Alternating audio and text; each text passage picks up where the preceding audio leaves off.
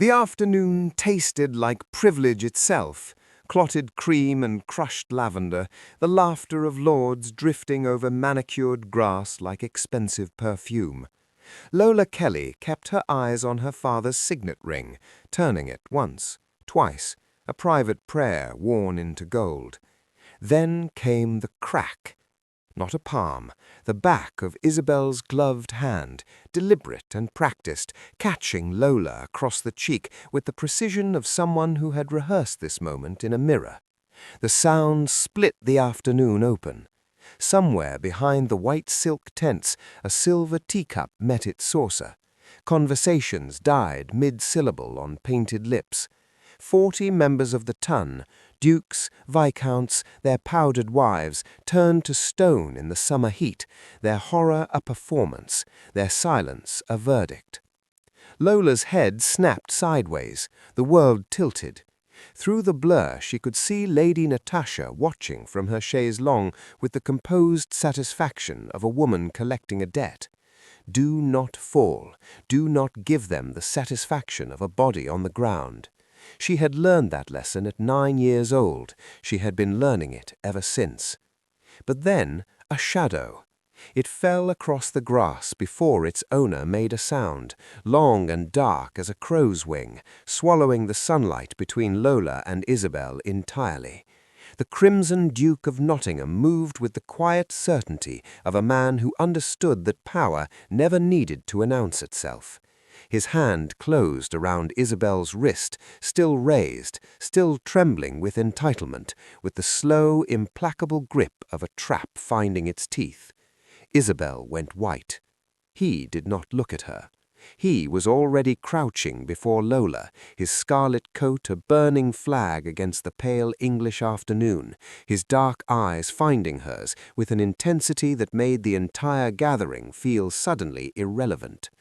When he spoke, his voice was barely a thread of sound, low enough that only she could hear it, yet somehow the air itself seemed to carry its weight outward, prickling the skin of every witness on that lawn.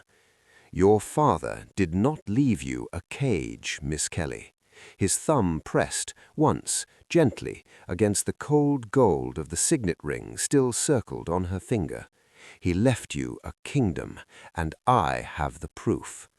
40 people watched the Crimson Duke of Nottingham kneel in the grass before the girl they had all agreed to forget. Not one of them would ever forget this afternoon again. Hello, lovely. If you're settling in for a tale of courage, justice, and unexpected love, I'd be so grateful for a like or subscribe. It helps me bring you more stories of resilience and romance. And if you have a moment, tell me in the comments where you're watching from. I read every single one, and it truly brightens my day. The birds stopped first. That was the detail Lola would remember long after the sting had faded from her cheek, not the gasps of the assembled ton, not the rustle of Isabelle's green velvet as she recoiled, not even the precise, terrible grip of the Duke's hand around her stepsister's wrist. It was the silence of the birds, as though nature itself had decided to pay attention. Jaden Rowley, the Duke of Nottingham, had not rushed. That was the other thing. He had not scrambled to his feet or pushed through the crowd with any visible urgency. He had simply risen from where he stood at the edge of the gathering, unhurried, inevitable, and the crowd had parted for him the way water parts for something too large and too certain to be refused. 3 steps, perhaps 4, and suddenly he was there, filling the space between Lola and Isabelle like a wall that had always existed and had only now chosen to be visible. His fingers closed around Isabelle's raised wrist with quiet finality. Isabelle Burton Kelly was not a woman accustomed to being stopped. She had her mother's cheekbones and her mother's talent for cruelty dressed as correction, and she had spent 6 years exercising both on Lola without consequence. So for one disorienting moment she did not understand what was happening. Her arm simply ceased. Suspended in the summer air, her gloved hand still angled from the force of the blow she had already delivered, held in place by a grip that did not squeeze, did not threaten, did not even need to do either. It simply was. The Duke's eyes did not move to Isabel's face. He regarded her wrist with the distant, analytical expression of a man examining a document he had already decided was fraudulent. "You may lower your hand, Miss Burton Kelly." His voice was conversational, almost gentle, the gentleness of a man who had long since not needed to raise his voice to be obeyed. Isabelle lowered her hand. She would spend the next 3 weeks trying to understand how that had happened, how a single sentence from a man who had not shouted, had not threatened, had not even looked at her directly, had moved her arm like a puppet's. But Jaden Rowley was already turning away from Isabelle, already folding himself downward, one knee finding the Persian rug spread across the grass, bringing his eyes level with Lola's. The crimson of his coat was almost violent against the pale afternoon.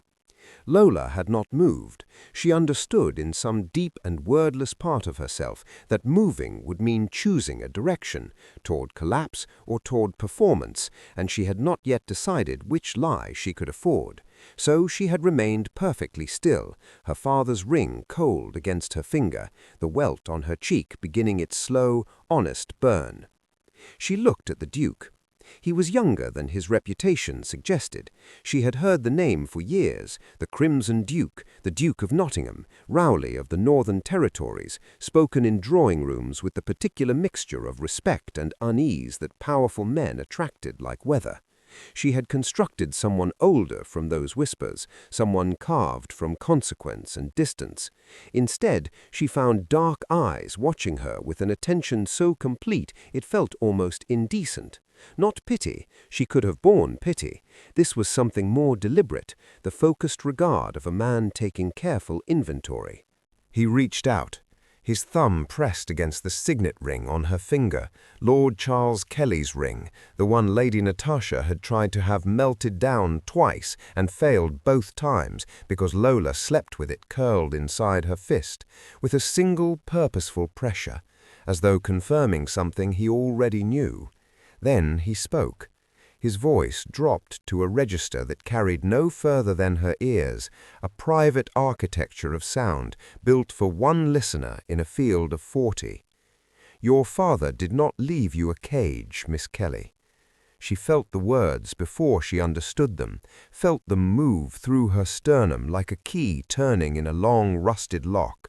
"He left you a kingdom." Behind him, she was dimly aware of the tableau they made for the assembled ton, the Duke of Nottingham kneeling in the grass before the girl they had collectively agreed to overlook.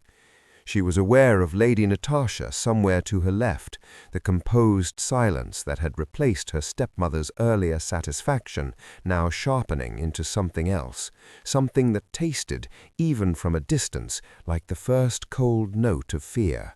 But the Duke had not finished.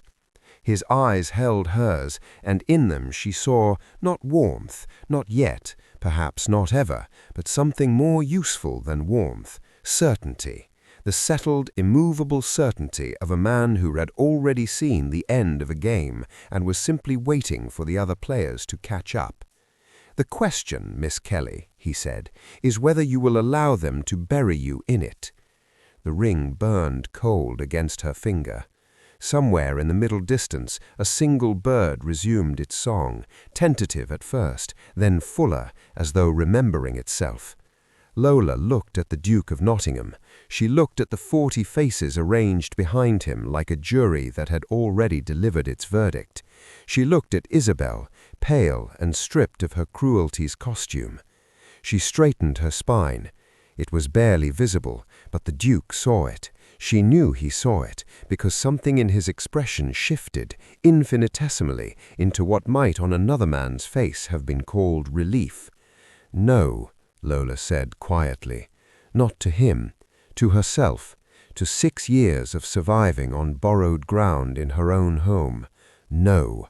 The Kelly estate breathed differently after dark. By day it maintained its performance, cut flowers in the entrance hall, polished silver on the sideboard, the elaborate theatre of a household determined to be mistaken for legitimate. But once the last candle was snuffed and Lady Natasha's bedroom door clicked shut with its customary precision, something older moved through the corridors. The walls exhaled secrets they had been holding since Lord Charles Kelly's poffin was carried through the front door. Draughts stirred curtains in rooms with no open windows, and Lola, who had spent 6 years memorizing the particular grammar of this darkness, lay fully dressed on her coverlet and watched the ceiling and waited for something she could not yet name. The clock on the landing read 10:15. She had been back from the picnic for 4 hours. 4 hours of Isabelle's volcanic silence at supper. 4 hours of Lady Natasha's performance of wounded dignity delivered to the household staff with the practiced fluency of a woman who had been rehearsing victimhood her entire adult life. 4 hours of Lola sitting very still in her room with her father's signet ring pressed between both palms, turning the Duke's words over and over in her mind like a coin she wasn't yet certain was real. "He left you a kingdom. Will you let them bury you in it?" The question had not released her. It had followed her up the servants' staircase, sat beside her through the cold supper tray left outside her door, Lady Natasha's particular brand of punishment, the withdrawal of table fellowship. And now it paced the perimeter of her small room alongside her, patient and insistent as a debt coming due. She heard the carriage before she saw it. Not the sound of wheels on the main drive. That would have been too obvious, too easily intercepted by the footman Lady Natasha stationed near the entrance on nights she anticipated trouble. This was quieter, the soft, deliberate compression of gravel beneath iron wheels on the eastern service path, the route the coal deliveries used, the route Lola had taken every morning for 3 years to reach the walled garden her father had loved. She was at the window in 4 steps. It sat at the edge of the lantern light precisely where the estate's illumination surrendered to darkness, a black carriage with no visible crest, drawn by 2 horses of exceptional quality, motionless with the particular patience of something that had arrived knowing it would wait. The coachman sat with his eyes forward, not bored, positioned. Lola's breath fogged the glass. She had perhaps 5 minutes before the upstairs maid completed her nightly corridor circuit. She had learned the household's rhythms the way prisoners learn the rotations of their guards, not from strategy initially, but from the basic survival instinct of someone who understood that forewarning was the only protection available to her. She did not allow herself to deliberate. Deliberation, she had discovered, was a luxury that belonged to women with options. She moved to the small bundle she had quietly assembled over the past 2 hours, not from certainty, she told herself firmly, but from the same wordless instinct that had kept her father's ring on her finger through 6 years of Lady Natasha's attempts to remove it, and she slipped into the corridor. The house held its breath around her. She took the back staircase, crossed the kitchen passage, let herself out through the scullery door into the cold night air that tasted immediately and enormously of freedom she did not yet trust. The carriage door swung open as she approached, from within, not from the coachman, and the Duke of Nottingham's face appeared in the rectangle of shadow, half illuminated, entirely watchful. He did not extend his hand, he did not urge her forward, he simply waited with the settled patience of a man who had already calculated every possible outcome and found them all acceptable. Lola climbed in without assistance and took the opposite bench. "I haven't decided anything, I am simply hearing you out." Something moved at the corner of his mouth, not quite a smile, an acknowledgement. Understood. The carriage began to move. "There is a man named Lord Pembroke." The Duke's voice was level, carrying no editorial weight, only facts arranged in careful order. "He is 61 years old. He has estates in Grantley that are mortgaged to their foundations, and appetites that 3 previous young wives have failed to survive with their dignity intact." A pause, measured and deliberate. Lady Natasha accepted his formal offer for your hand 4 days ago, before the picnic, before this afternoon was even necessary. Today was performance, Miss Kelly, consolidation.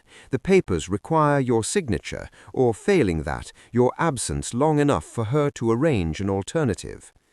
The night moved past the curtained windows. The Kelly estate lanterns were already invisible behind them. Lola found she was not surprised. That was perhaps the most damning thing, that she had been living inside the truth of this for long enough that its confirmation produced not shock, but a dull, clarifying anger. The kind of anger that does not burn out quickly, the kind that becomes useful. "Where are we going?" she asked. "Nottingham Manor, approximately 4 hours north." He held her gaze steadily. "There is a woman there, Lady Tia Riley, who has been expecting you for considerably longer than you might imagine." "She knows me?" "He knew your father." He glanced briefly at the ring on your finger. "She has been waiting for you to run out of reasons to stay." Outside, the road widened. The trees thickened on either side, closing the darkness around the carriage like a held breath finally released. Lola pressed her back against the seat and looked straight ahead and let the Kelly estate finish disappearing behind her.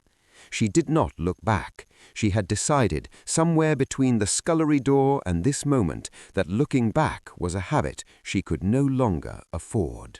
Nottingham Manor announced itself before it was visible. First came the gateposts, 2 enormous columns of dark limestone that rose from the tree line without preamble or decoration, as though the estate had decided long ago that it had no interest in impressing anyone and had built accordingly. Then the avenue of oaks, older than any living memory of them, their canopies interlocking overhead to form a tunnel of blackness so complete that the carriage lantern seemed to dim in response. And then, finally, the house itself, emerging from the pre-dawn darkness, not gradually, but all at once, a vast Jacobean silhouette against a sky just beginning to consider the idea of morning. It was not beautiful in any conventional sense. It was formidable.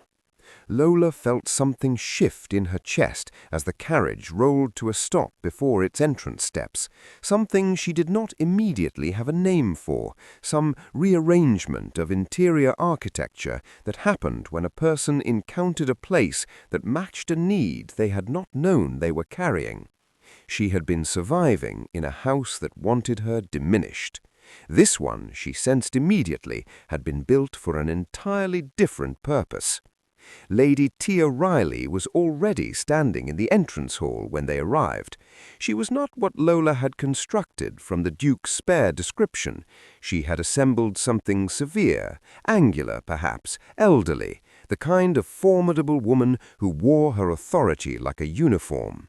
What she found instead was a woman of perhaps 50, compact and upright, dressed in deep burgundy at an hour when most of the world was still horizontal. Her hair was silver and pinned with the decisive efficiency of someone who had long ago stopped spending unnecessary time on things that did not matter.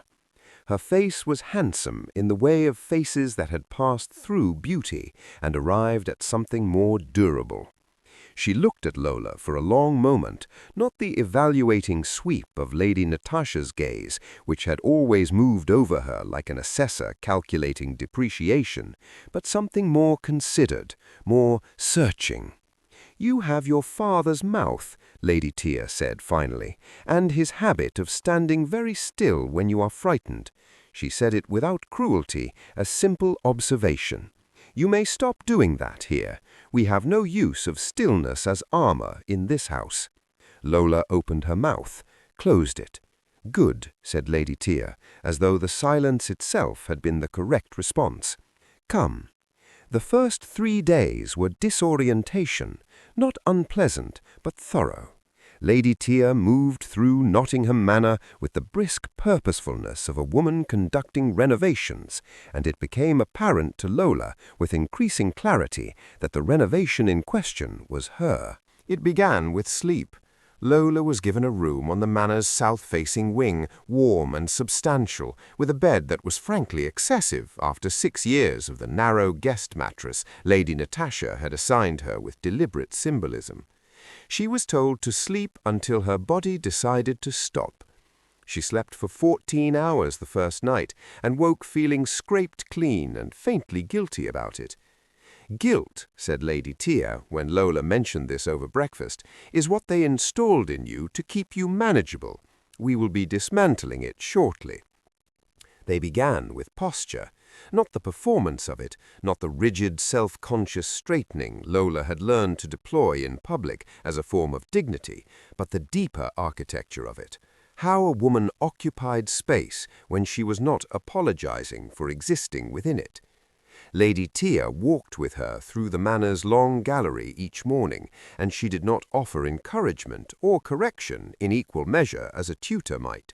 She simply observed, and occasionally said things like, "You are shrinking again. Stop accommodating the room. Make the room accommodate you." It was, Lola realized slowly, the precise opposite of everything 6 years inside the Kelly estate had taught her. Survival, Lady Natasha's version of it, had required smallness, invisibility, the studied art of taking up as little space, breath, and attention as possible in order to avoid triggering the Burton Kelly women's particular hunger for targets. Lola had become extraordinarily good at this. She had mistaken the skill for strength. It was strength, Lady Tia told her on the 4th morning, with a directness that landed without softening. Do not be ashamed of what kept you alive, but survival is a ceiling, Miss Kelly. You were built for considerably more ceiling than that. On the 5th day, the documents arrived. The Duke himself brought them, a leather satchel worn at the corners, the kind of wear that spoke of years rather than carelessness, and laid it on the mahogany table without ceremony. Lady Tia took the chair to Lola's left.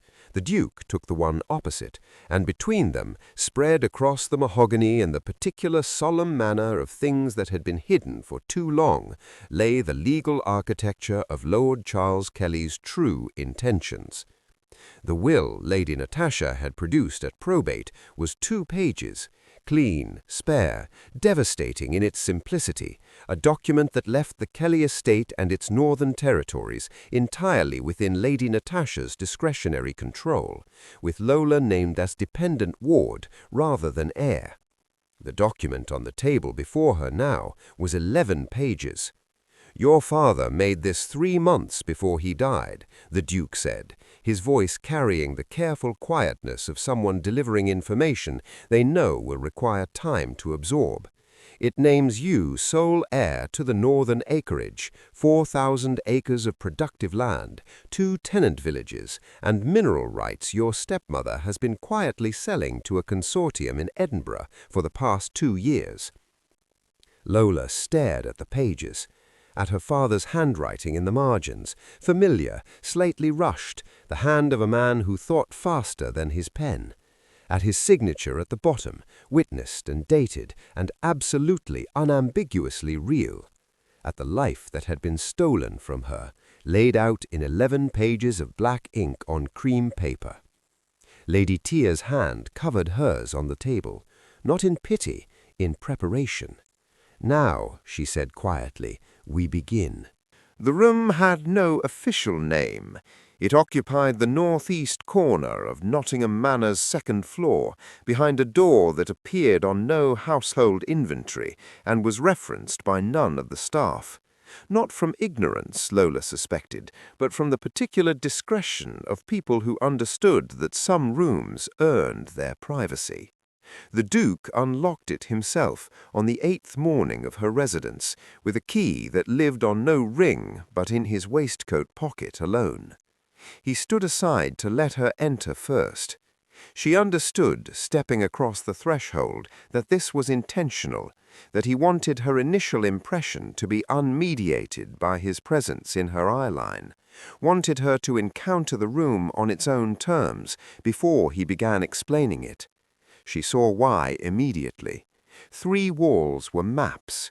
Not decorative cartography, not the ornamental kind that hung in gentlemen's studies as evidence of worldliness, but working documents, pinned and annotated and cross-referenced with a density that spoke of years rather than months. Survey maps of the Northern Territories, legal boundary charts, land registry documents with sections circled in red ink so dark it was almost black. Correspondence pinned in clusters, connected by lines drawn in the same deliberate hand.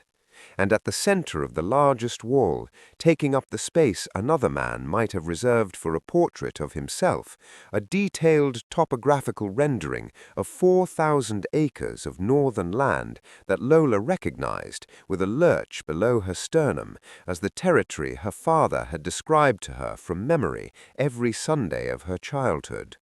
The northern acreage, mapped, documented, and fought over on this wall for what appeared to be years. "How long?" she asked, without turning. "Since 6 months after your father died." The Duke moved to the large central table where more documents lay in ordered arrangements. When the probate results made no sense to anyone who had known Charles Kelly for longer than a fortnight. He told her the truth of it without embellishment. He and Lord Charles Kelly had met 12 years ago at a parliamentary committee examining land rights in the northern counties, the Duke newly inherited, her father one of the committee's most rigorous legal minds. What had begun as professional respect had deepened over years and shared correspondence and occasional crisis into the kind of friendship that did not require frequency to remain solid. Her father, the Duke explained, had trusted him with things he trusted to very few people. He came to me first. He was not frightened of dying. Charles Kelly was not a man much governed by fear. He was frightened of what would happen to you and to the land after he was gone.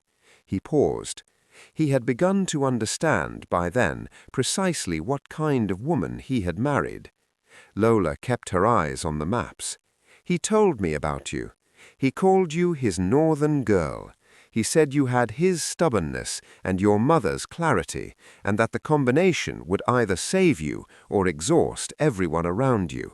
Something moved through her chest, not grief exactly, more like grief's aftermath, the landscape grief leaves behind when the acute pain has finished its initial work. She pressed her palm flat against the map, against the topographical lines of land she had never stood on, but had always, in some wordless and fundamental way, considered home. "Show me what she's done," Lola said. It was worse than she had imagined. It was, she suspected, precisely as bad as the Duke had been carefully preparing her to hear. Lady Natasha had moved with impressive speed for a woman performing grief. Within 4 months of Lord Charles Kelly's burial, she had made initial contact with a consortium operating out of Edinburgh, a collective of industrial investors with significant interest in the mineral deposits running beneath the northern acreage's eastern quarter. Deposits that her father had known about.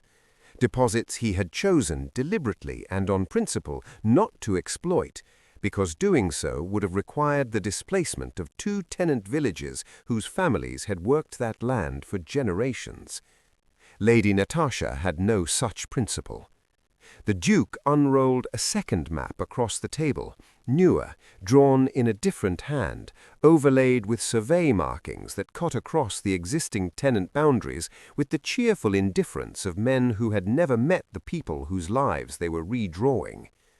3 parcels sold outright, he said, indicating each with a precise finger. 2 more under negotiation. The consortium has already begun preliminary clearing on the eastern ridge. The tenants there received notice of eviction 6 weeks ago. 23 families. On land that legally belongs to me. On land that legally belongs to you. He straightened, which is why the forgery must be proven before the next parcel transfers.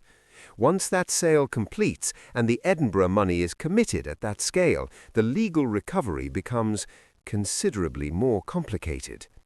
Lola looked at the wall, at the years of careful, documented accumulation that surrounded her on 3 sides, at the correspondence clusters with their connecting lines, the circled registry entries, the survey markers that told the story of a theft conducted in plain sight behind the curtain of a fraudulent will.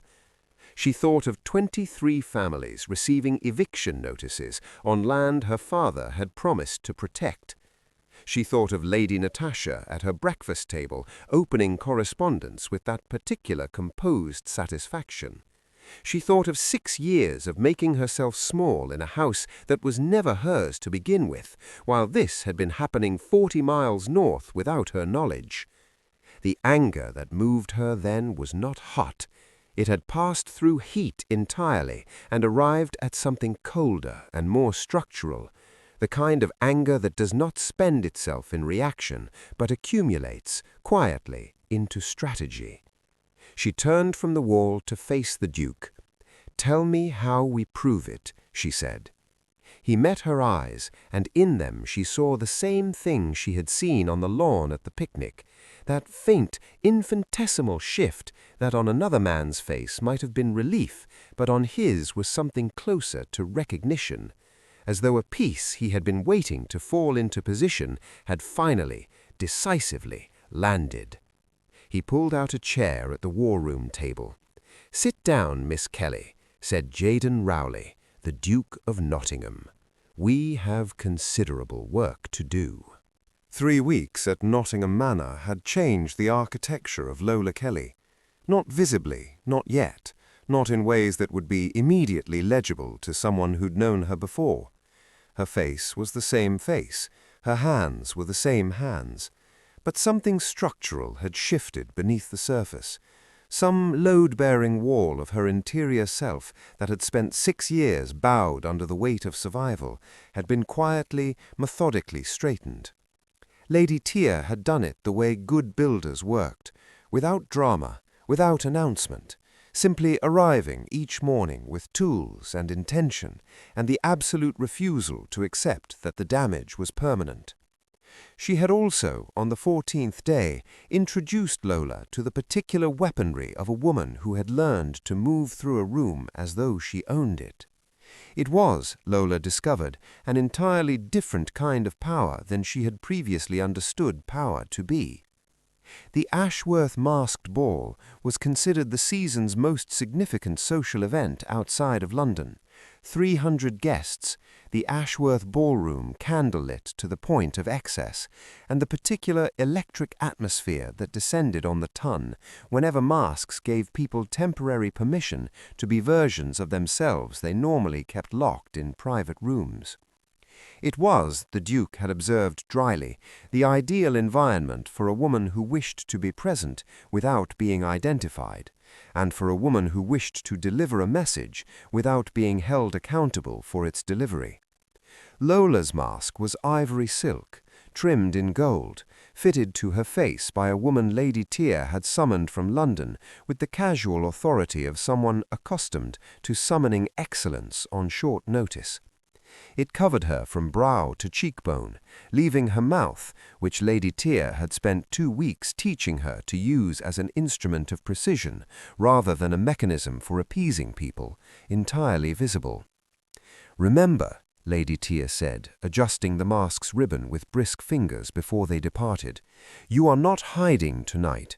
You are choosing when to be seen. Those are entirely different things." She found Isabelle in the East Gallery at 10:30. Or rather, Isabelle found her, which was its own kind of information.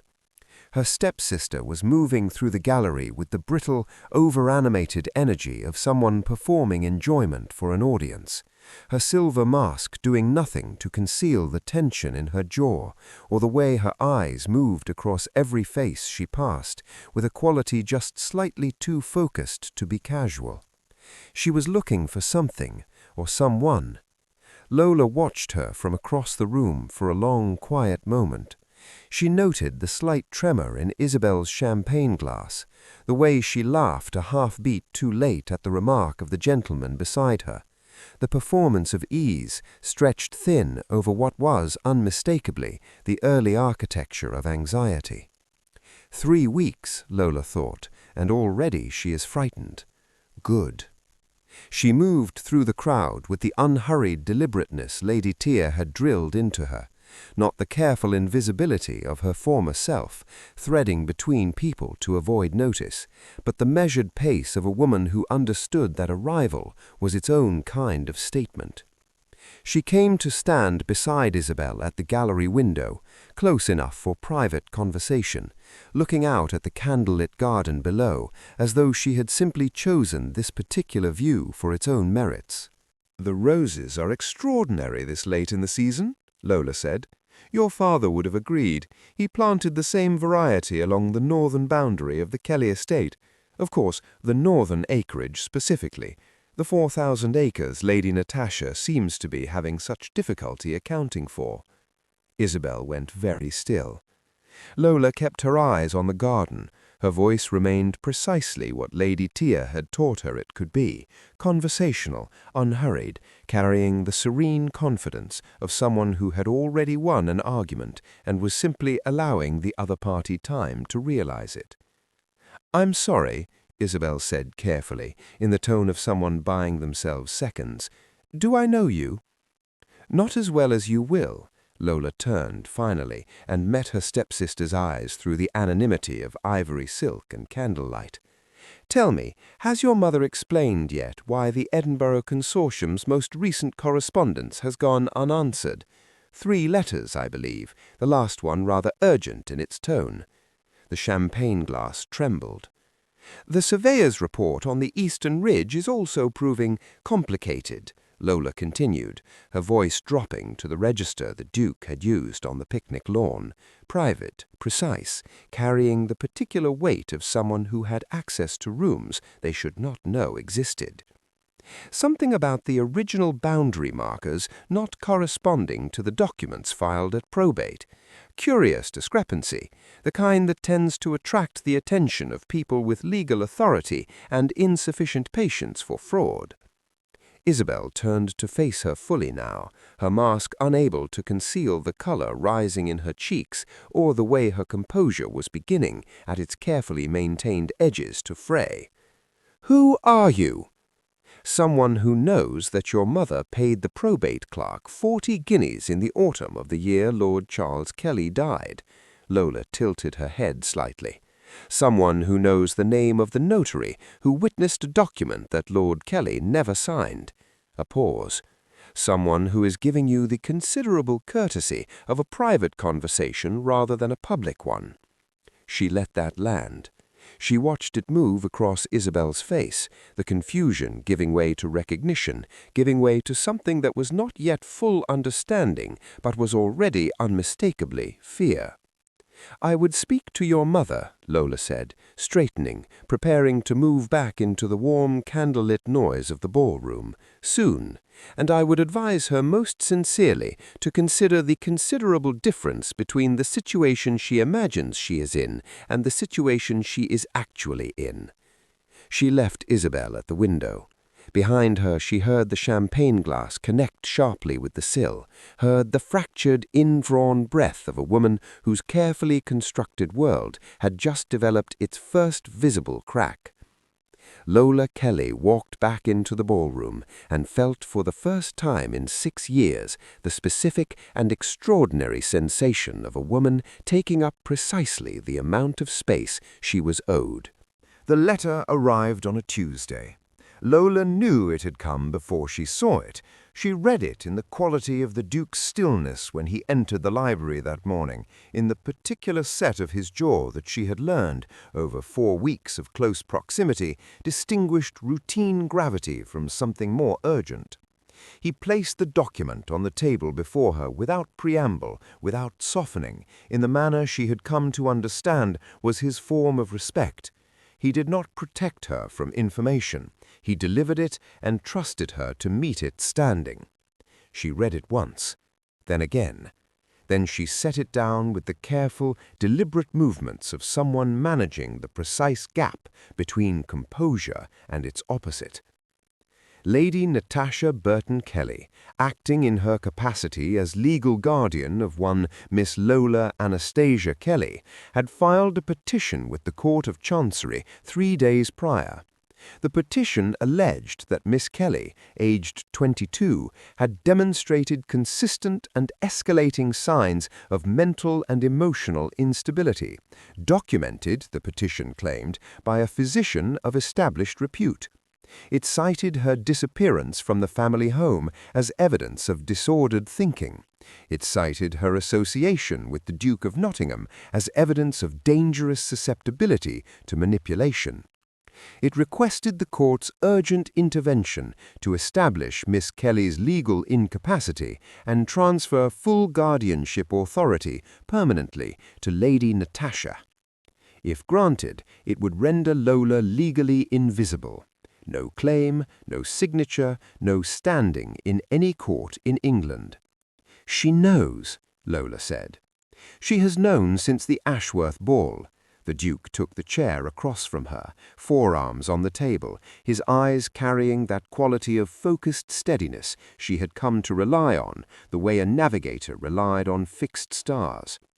Isabelle returned home that night in a state that apparently required considerable maternal management. Lady Natasha extracted the conversation in full by morning. And this was her response. This was her opening move. He indicated a second document beside the first, a copy of the physician's statement signed by a Dr. Elliot Marsh of Harley Street. "Dr. Marsh has provided Lady Natasha with a written assessment of your mental state based on," a pause of precisely calibrated restraint, "a single consultation conducted 4 years ago when you were treated for exhaustion following a winter illness." Lola stared at the signature, at the careful professional language that had taken a fortnight of fever and Lady Natasha's deliberate removal of adequate heating from her room, and reframed it, with the elegant dishonesty of expensive medical opinion, as evidence of constitutional fragility. "She kept it," Lola said softly. "She kept it for 4 years, waiting."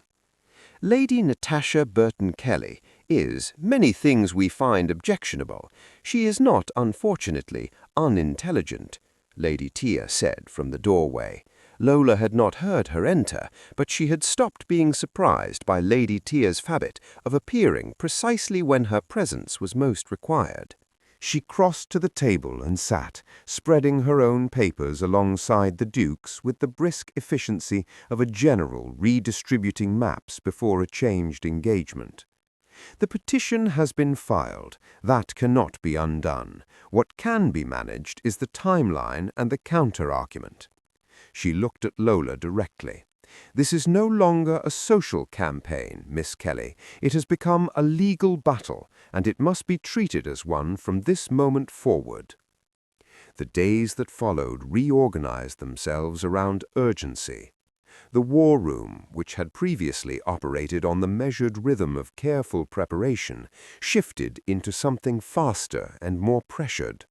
The Duke's solicitor, a lean, precise man named Mr. Aldous Crane, who communicated primarily in subordinate clauses and whose apparent lack of emotional register Lola found, under the circumstances, enormously reassuring, arrived from London on Thursday and took up residence in the East Wing with 3 clerks and a quantity of documents that required an additional table. Lola sat with Mr. Crane for 4 hours on Friday and answered questions that began professionally and became, by their second hour, deeply personal in the way legal proceedings always eventually became.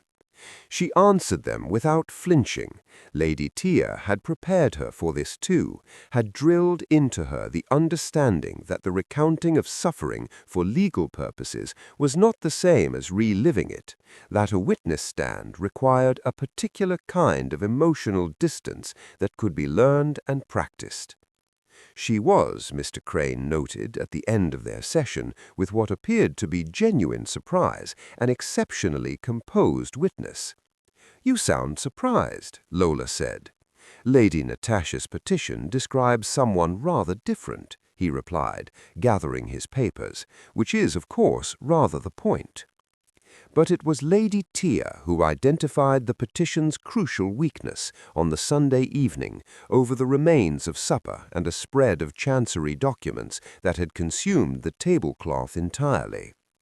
Guardianship, she said, tapping the petition's central claim with one precise finger. She has filed as your legal guardian, but guardianship of an adult requires the subject to be demonstrably incapable of managing their own affairs. She looked at Lola over the candlelight, which requires the court to believe that a woman who has been managing her own survival, her own legal education, and her own strategic campaign against considerable opposition is incapable. The Duke's eyes moved to Lola's across the table. "We don't simply defend against the petition," Lola said slowly, feeling the shape of it forming as she spoke. "We make the petition itself the evidence." "Against her," Lady Tia confirmed, with the quiet satisfaction of a teacher watching a student arrive at the answer they have been circling for weeks. "A woman of sound mind and legal standing does not require guardianship, she requires a courtroom." A pause, "and witnesses who can speak to precisely the kind of woman Lola Kelly is." Outside, the autumn wind moved through the Nottingham oaks with a sound like turning pages. Inside, three people looked at one another across a table covered in the documented architecture of a crime, and began, with cold and gathered purpose, to build the case that would end it. She had rehearsed indifference and arrived at something better. Not indifference. Indifference was a performance, and she had spent enough of her life performing for an audience that had already decided its verdict. What she felt, sitting in the Duke's carriage as the familiar northern roads began unreeling beneath the wheels on a cold October morning, was something quieter and more absolute, a settled quality, the emotional equivalent of a foundation stone placed with precision and left to cure. She was going home. Not to the home Lady Natasha had made of it, not to the house of withdrawn suppers and locked rooms and the particular suffocation of a family that treated her presence as an administrative inconvenience. She was going to the house her father had built his life inside, to the land he had promised her on Sunday mornings over maps spread across his study floor, tracing boundaries with his finger, while she sat cross-legged beside him and learned the northern acreage the way other children learned nursery rhymes, by heart, by repetition, by love. She was going to reclaim it. They traveled in 3 carriages. The first carried Lola and Lady Tia, whose presence alone, the Dowager Countess of Ashmore, connected to half the significant families in the northern counties, and possessed of a social authority that operated like weather, impossible to argue with and inadvisable to ignore, constituted a statement of intent legible to anyone who understood the language of the ton. The second carried Mr. Aldous Crane and 2 of his clerks, accompanied by a leather document case containing the 11-page will, the surveyor's corrected boundary reports, the Edinburgh Consortium correspondence, and 3 sworn affidavits from witnesses whose names Lady Natasha would find, Lola suspected, profoundly unwelcome. The third carried 6 of the Duke's men, not soldiers, not overtly, but the kind of capable, quietly authoritative presences that communicated, without a word being spoken, that the morning's business was not open to negotiation. The Duke rode alongside on horseback, in the crimson coat that had become, over the past weeks, something Lola associated not with spectacle, but with reliability. He had not asked whether she was certain. He had learned, somewhere between the war room and this morning, that she did not require that particular question. He simply rode, and she found his presence at the carriage window, glimpsed through the curtain at intervals, steadying in the way of things that had proven themselves consistent. Kelly Manor appeared through the tree line at 9:30. It was smaller than she remembered, or rather, she was larger, and the recalibration was momentarily disorienting, the way childhood places always were when revisited by the adults who had been formed inside them. The gateposts were the same. The elm along the east wall had grown considerably. The gravel of the main drive had been allowed to thin in patches, which her father would not have permitted. The front door opened before the carriages had fully stopped. Lady Natasha appeared on the steps with the composed, dangerous stillness of a woman who had been informed of their approach and spent the intervening hours constructing her response. She was dressed formally, not for mourning, Lola noted, not for anything so emotionally honest as that, but in the steel grey of a woman preparing for combat, dressed as hospitality. Behind her stood the household steward, 2 footmen, and Isabelle, whose face was a revision of the expression Lola had last seen at the Ashworth ball. The paranoid frenzy of that evening had been recomposed into something more controlled, but no less revealing in its effort. Lola descended from the carriage without assistance. She crossed the gravel in the manner Lady Tia had spent 3 weeks teaching her, unhurried, upright, occupying the air around her as a right rather than an apology, and came to stand at the foot of the entrance steps. The October light was flat and clear, the kind that showed everything without flattery. She looked up at Lady Natasha. Lady Natasha looked down at her. 6 years of the woman's architecture, the cold approvals and strategic withdrawals, the managed silences and the midnight instructions, arranged themselves in Lola's memory and were, in this moment, reduced to their accurate dimensions. Not monstrous, not omnipotent, simply a woman who had committed fraud and had not yet been made to answer for it. "This is still my house," Lady Natasha said. Her voice carried precisely the tone Lola remembered, the one that had always arrived packaged as reason, but delivered as warning. "For the moment," Mr. Crane said pleasantly, arriving at Lola's shoulder with his document case already open, "that is a matter of some legal complexity, which is of course why we are here to resolve it." They did not go inside immediately. While Mr. Crane engaged Lady Natasha in the doorway with the gentle, implacable efficiency of a man who had been dismantling dishonest legal constructions for 30 years, Lola turned north. The Duke fell into step beside her without being asked.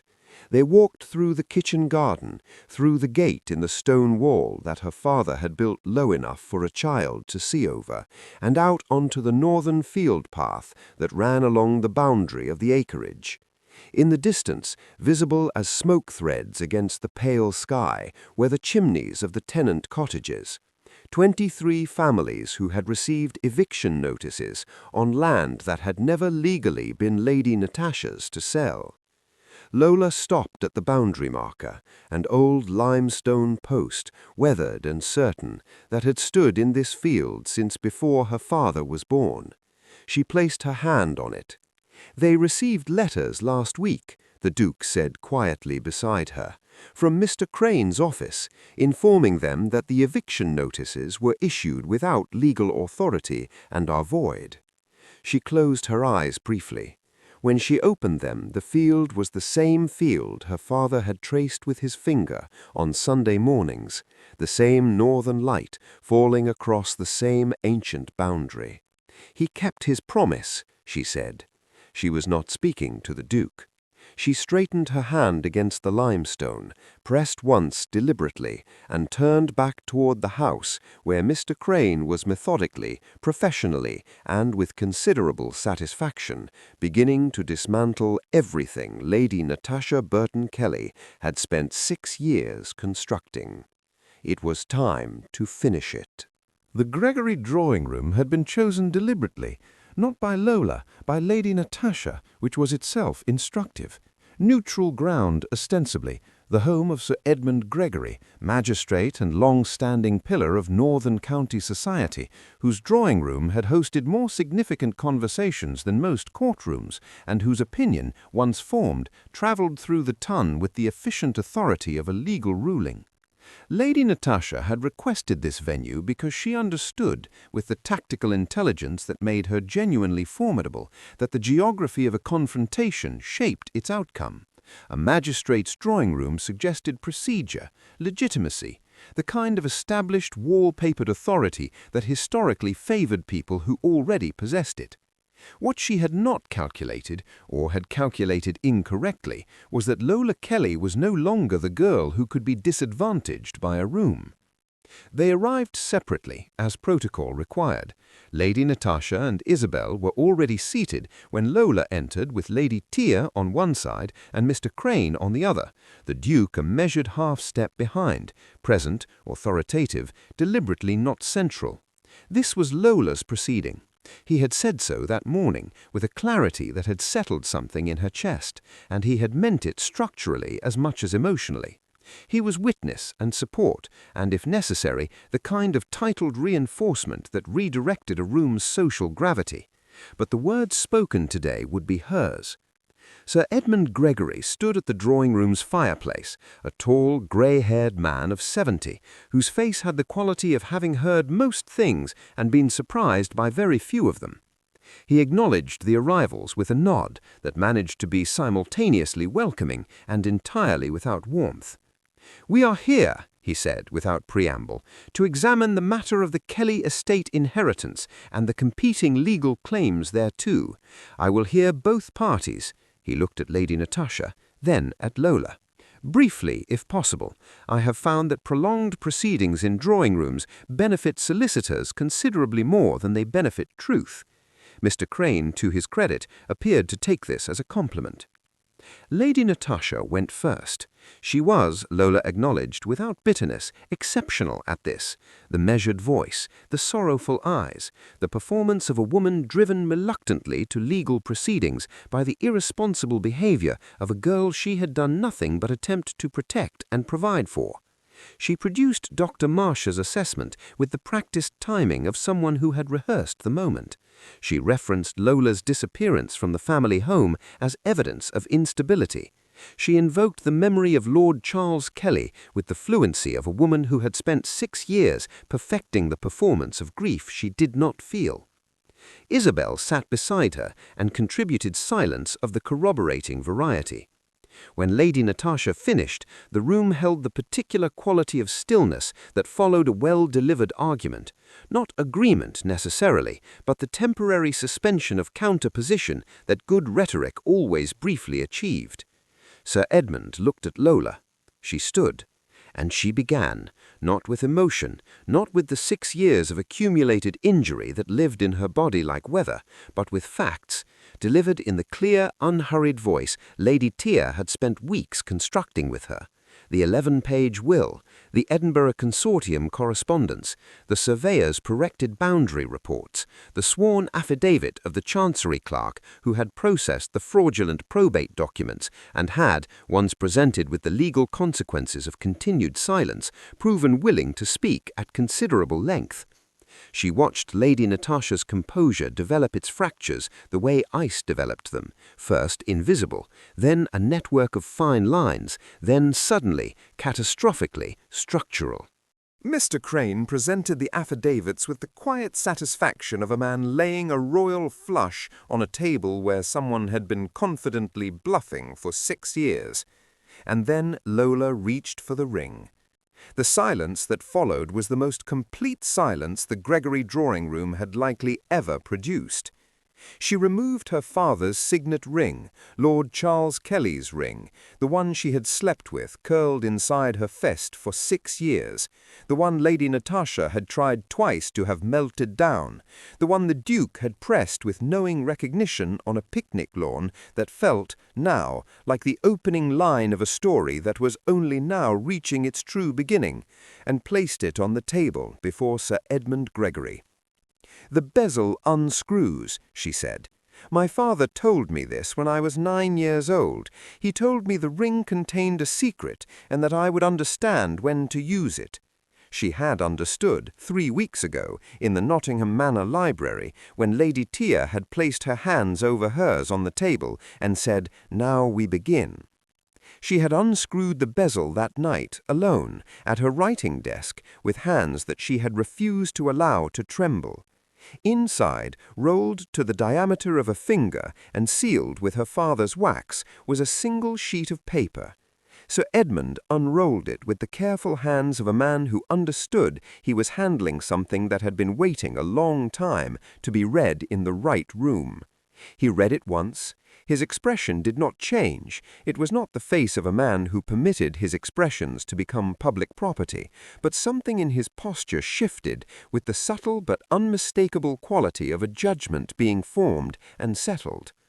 The letter was in Lord Charles Kelly's hand, dated 6 weeks before his death, addressed to no one and therefore to everyone who would eventually need to read it. It named Lola as his sole true heir. It described the 11-page will and its location.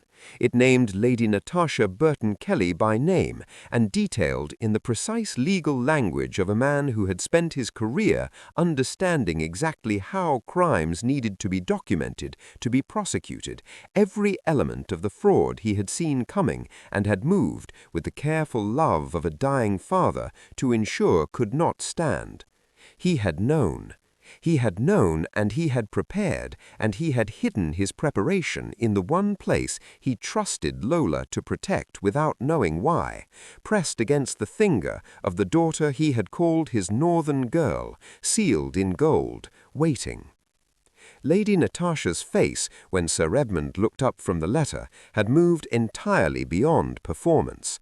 Isabelle's hands were folded in her lap with the rigid stillness of someone gripping the last plank of a capsizing vessel. "Lady Natasha Burton Kelly," Sir Edmund said, in the tone of a man making a pronouncement he had been building toward for the length of a proceeding and would not now rush.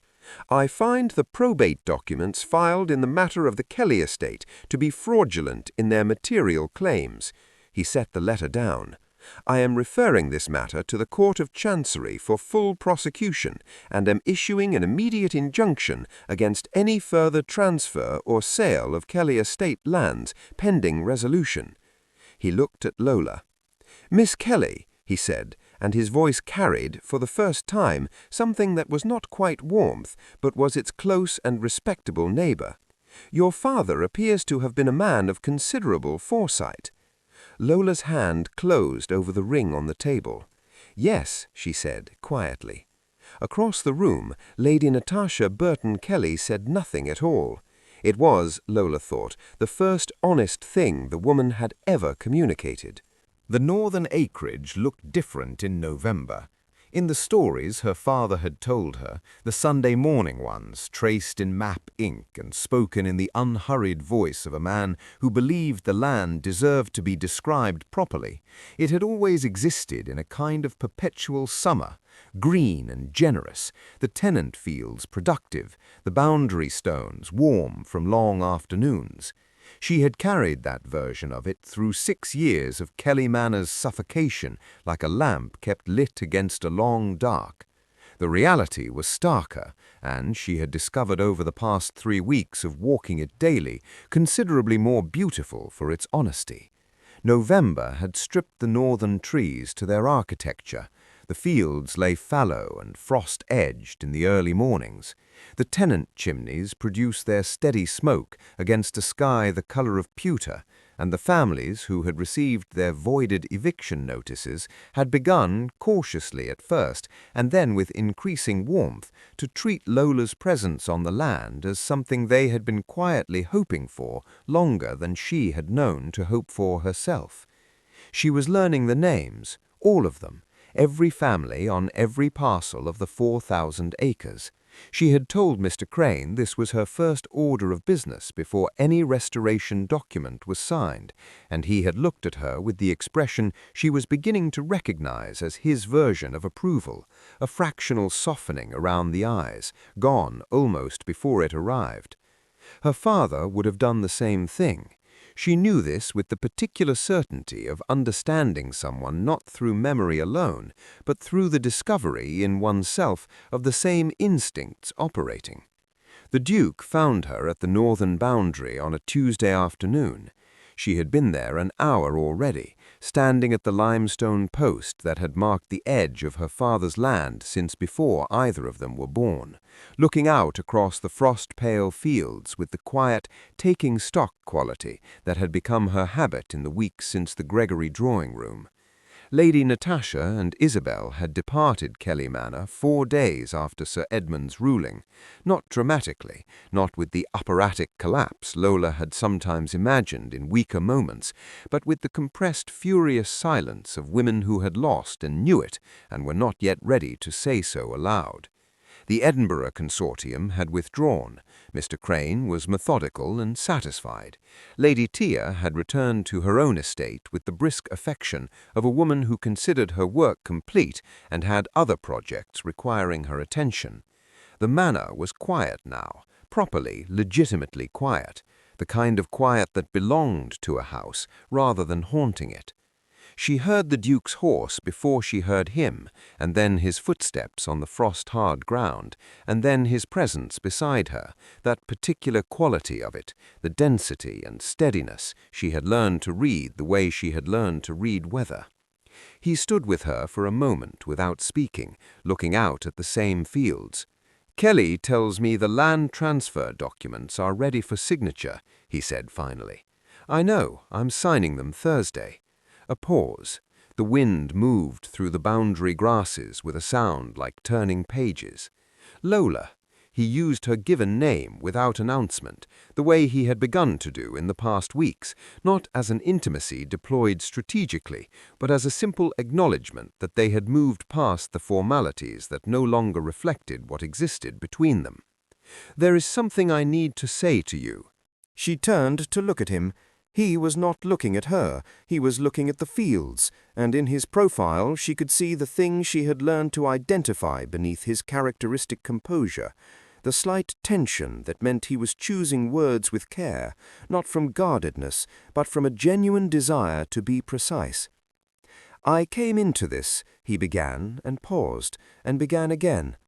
"My obligation was to Charles Kelly, to a promise I made to a man I respected enormously, who asked me to watch over what he was leaving behind." He turned then and met her eyes with the directness that had never, in all their weeks of close and consequential proximity, wavered into anything less than honest. "That obligation is discharged. The land is yours. The fraud is exposed. You have—" something moved across his face, "exceeded every version of this outcome I allowed myself to imagine."